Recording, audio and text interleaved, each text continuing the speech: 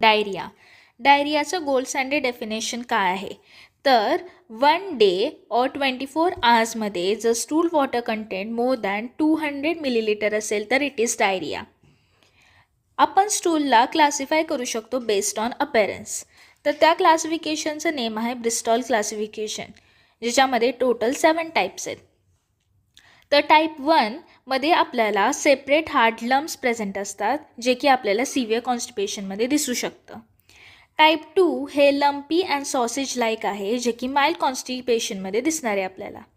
Type 3 मध्ये स्टूलचं अपॅरन्स as a sausage shape असतं with cracks in the surface, आणि type 3 जे आहे ते नॉर्मल आहे. टाईप 4 हे स्मूथ सॉफ्ट सॉसेज और स्नेक लाईक दिसतं, जे की नॉर्मल आहे. सो टाईप 3 आणि टाईप 4 हे नॉर्मल आहेत. टाईप 5 हे आपल्याला soft bulbs with clear cut edges present असतात, तर हे इंडिकेट करतं की पेशंटच्या स्टूलमध्ये फायबर लॅकिंग आहे. टाईप 6 हे मशी कन्सिस्टन्सीचं असतं विथ रेज्ड एजेस, जे की माइल्ड डायरियामध्ये दिसतं. आणि टाईप 7चं लिक्विड कन्सिस्टन्सी असतं विथ नो सॉलिड पीसेस, जे की सिव्हिअर डायरियामध्ये दिसणार आहे. सो हे टोटल 7 टाईप झाले ब्रिस्टॉल क्लासिफिकेशनचे. आपण कुठला टॉपिक डिस्कस करतो आहे? तर इट इज डायरिया. तर डायरियाचं क्लासिफिकेशन आपण वेगवेगळ्या टाईप्सने करू शकतो. तर सपोज आपण ड्युरेशनने करतो आहे, तर ते ॲज अ ॲक्यूट, पर्सिस्टंट किंवा क्रोनिक असू शकतं. तर आपण कधी बोलतो की डायरिया जो आहे तो ॲक्यूट डायरिया आहे if it is less than 2 weeks. For example किंवा कॉजेस काय आहेत ह्या ॲक्यूट डायरियाचे? तर इट माइट बी इन्फेक्शियसमध्ये most common is viral.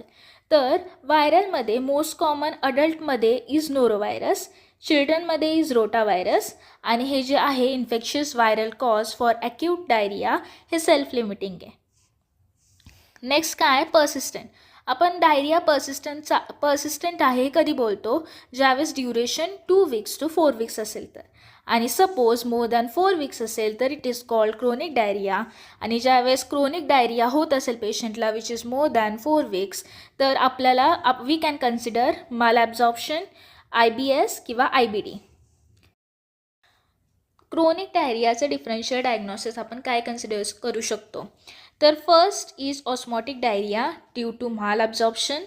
Second is secretory diarrhoea due to tumour or toxin. Third is inflammatory diarrhoea due to IBD. तर आपल्याकडे एक टर्म आहे विच इज माल असिमिलेशन, जे की ॲक्च्युअली माल डायजेशन प्लस माल ॲब्झॉर्प्शन आहे. तर आपण डिस्कस काय केलं आहे? डायरियाचं क्लासिफिकेशन बेस्ड ऑन ड्युरेशन. आता आपण पॅथॉलॉजिकल क्लासिफिकेशन बघू, जे की 3 टाईप्सचे आहेत. टाईप 1 जे की टाईप 3 टाईप्स आहेत त्याच्यामध्ये, ज्याच्यामध्ये फर्स्ट आपण डिस्कस करणार is osmotic diarrhoea, second is secretory diarrhoea, आणि थर्ड इज फॅक्टिशियस डायरिया. तर ऑस्मोटिक डायरिया जे आहे it is most consistent clinical symptom of मालॲब्झॉर्प्शन.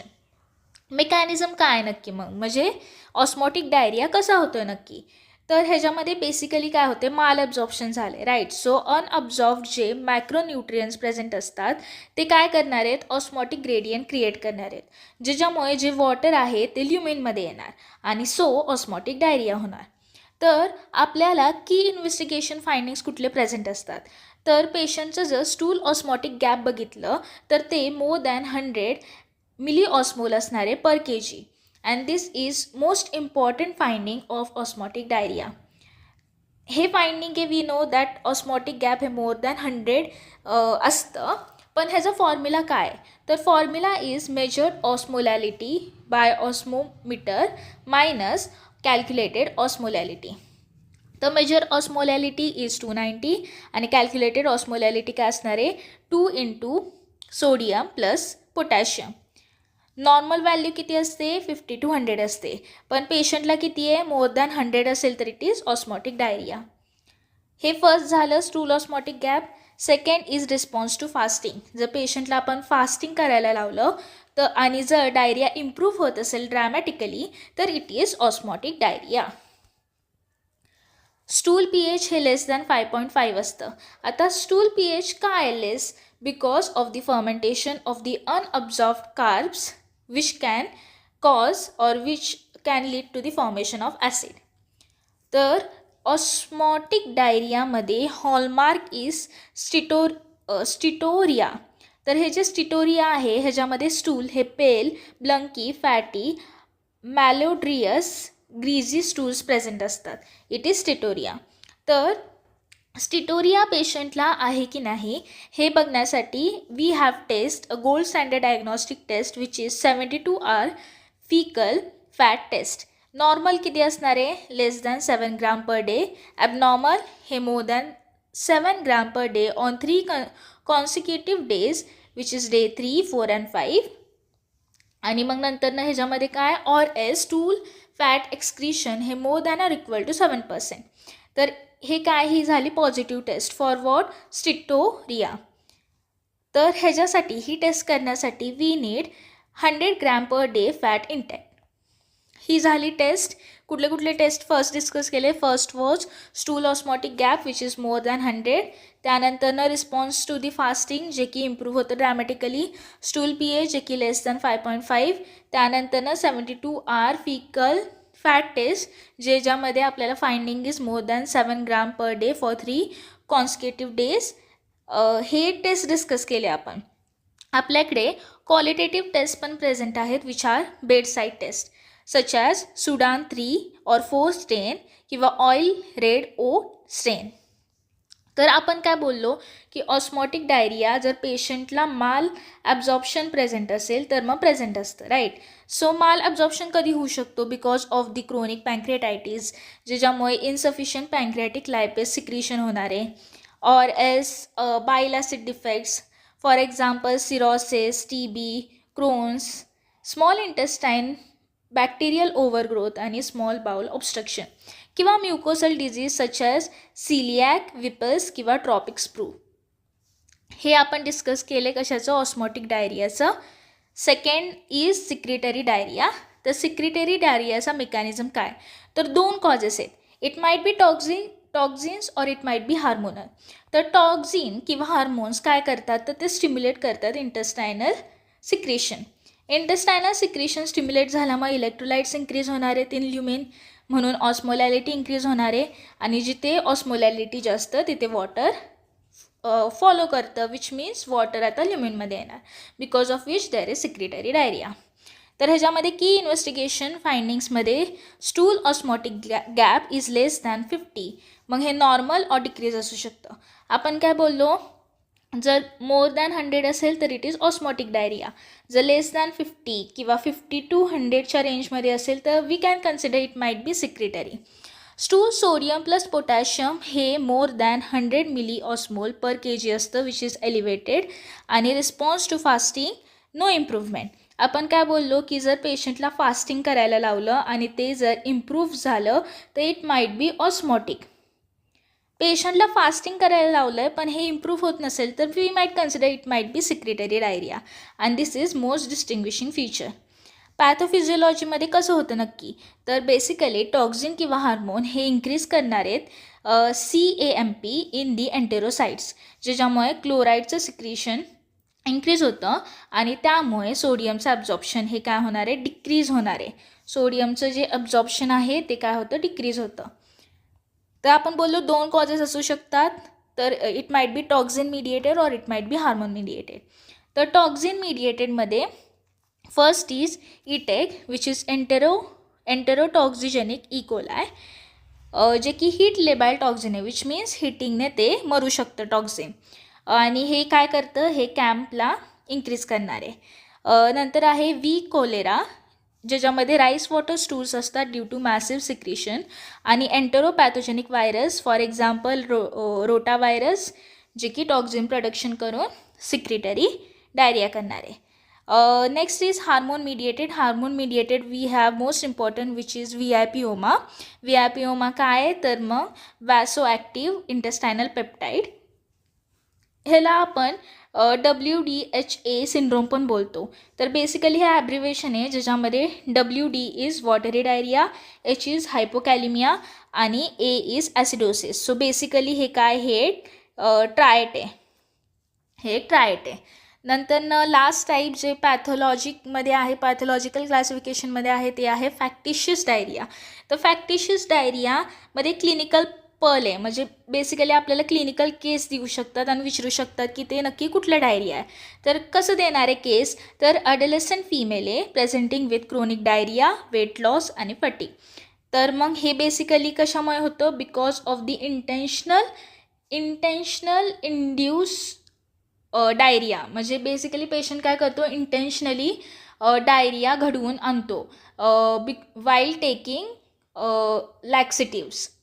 म्हणजे ते बेसिकली अब्यूज करणारे लॅक्सिटिव्स, आणि त्याच्यामुळे काय होणार, त्या पेशंटला डायरिया होणार आहे. तर it is intentional diarrhoea which is factitious diarrhoea.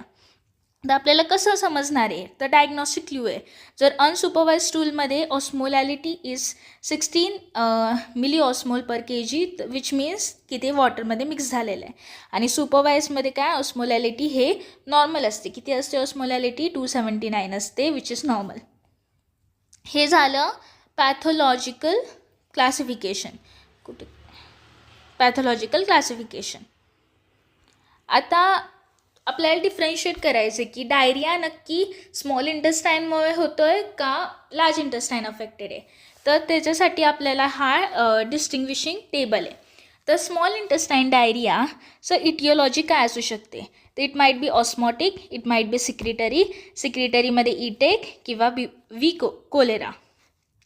Clinical प्रेझेंटेशनमध्ये जे पेशंटचं डायरियाचा व्हॉल्यूम असतो तो खूप लार्ज असतो. का, बिकॉज वी नो की स्मॉल इंटेस्टाईनमध्ये काय होतं, ॲब्झॉर्प्शन होतं. तर स्मॉल इंटेस्टाईन अफेक्टेड आहे, विच मीन्स न्यूट्रियनचं ॲब्झॉर्प्शन नाही होणार. न्यूट्रियनचं जर ऑब्झॉर्प्शन नाही झालं तर ऑब्व्हियसली जो व्हॉल्यूम असणार आहे डायरियाचा तो जास्त असणार आहे. So large volume. कन्सिस्टन्सी आहे वॉटरी. फ्रिक्वेन्सी आणि अर्जन्सी ही लेस असते, कमी असते. पेशंटच्या स्टूलमध्ये ना की पस, ब्लड किंवा म्युकस प्रेझेंट असतो. टिनिस्मस. आता टिनिस्मस म्हणजे काय, फिलिंग ऑफ इनकम्प्लीट डेफिकेशन.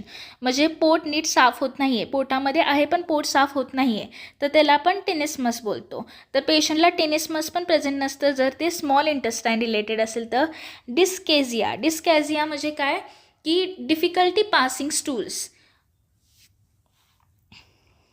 हे पण स्मॉल इंटेस्टाईनमध्ये ॲब्सेंट असणार आहे. त्यानंतर ॲबडॉमिनल पेन नसतं, फीवर नसतं. Abdominal cramps might be present, bloating present असू शकतं, वेट लॉस प्रेझेंट असू शकतं if it is persistent, vomiting may be present आणि स्टिटोरिया मे बी प्रेझेंट. हे स्मॉल इंटेस्टाईन डायरियाचं झालं. लार्ज इंटेस्टाईनमध्ये मग काय डिफरन्स, स्मॉल इंटेस्टाईनचं तर आपण पाहिलं. लार्ज इंटेस्टाईनमध्ये मग डिफरन्स काय फ्रॉम स्मॉल इंटेस्टाईन, तर कॉजेस इन्फेक्शियस असू शकतात. For example invasive organism such as Shigella, inflammation such as ulcerative colitis. Clinical प्रेझेंटेशनमध्ये व्हॉल्यूम हा स्मॉल असतो, कन्सिस्टन्सी वॉटरी आहे, फ्रिक्वेन्सी किंवा अर्जन्सी ही इन्क्रीज झालेली असते.